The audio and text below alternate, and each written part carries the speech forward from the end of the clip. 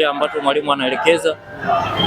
Nafikia na kusaidiana na wenzangu kuhakikisha timu inafanya vizuri. Kwa hiyo kama timu inakuwepo inaweza kufanya vizuri, hata mtu mmoja mmoja na kuwepo rahisi kufanya vizuri. Pengine leo kwa man of the match inakupa nguvu kiasi gani kuelekea mchezo ambao uliosalia?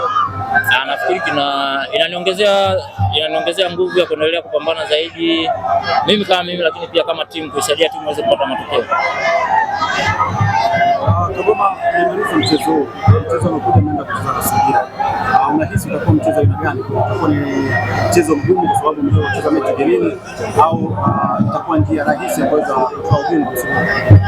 Nafikiri mechi ya Simba na Singida haijawahi kuwa rahisi. Siku zote tunapokutana Simba na Singida mechi haijawahi kuwa rahisi. Nafikiri mchezo utakaokuwa ni mgumu, lakini tutahakikisha tunajiandaa vizuri tuweze kupata matokeo. Kuwa mchezaji bora kwenye mchezo kama dhidi ya mchezo wa Singida inakupa nguvu kuweza kufikia mafanikio yako msimu. Nafikiri inaniongezea nguvu zaidi, lakini pia nafikiri sio rahisi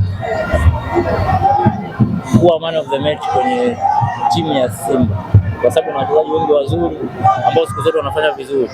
Kwa mtu kuwa man of the match kwenye mchezo dhidi ya wachezaji ambao quality zao ziko kubwa, nafikiri ni kitu kizuri kwangu na inaniongezea nguvu zaidi.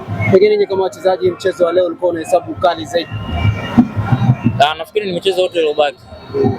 Michezo yote iliyobaki tunahitaji alama 3. Naahidi nini mashabiki wa Simba Sports Club kuelekea mchezo uliosalia? Wajitokeze kwa wingi, waje kutusapoti, tutapambana kwa ajili ya nembo ya timu. Lakini vipi ukiangalia katika harakati za kutaka ubingwa, mmebakisha mechi 2, unachukuliaje? Nafikiri target yetu ni kushinda kila mchezo ambao unakuwepo huko mbele.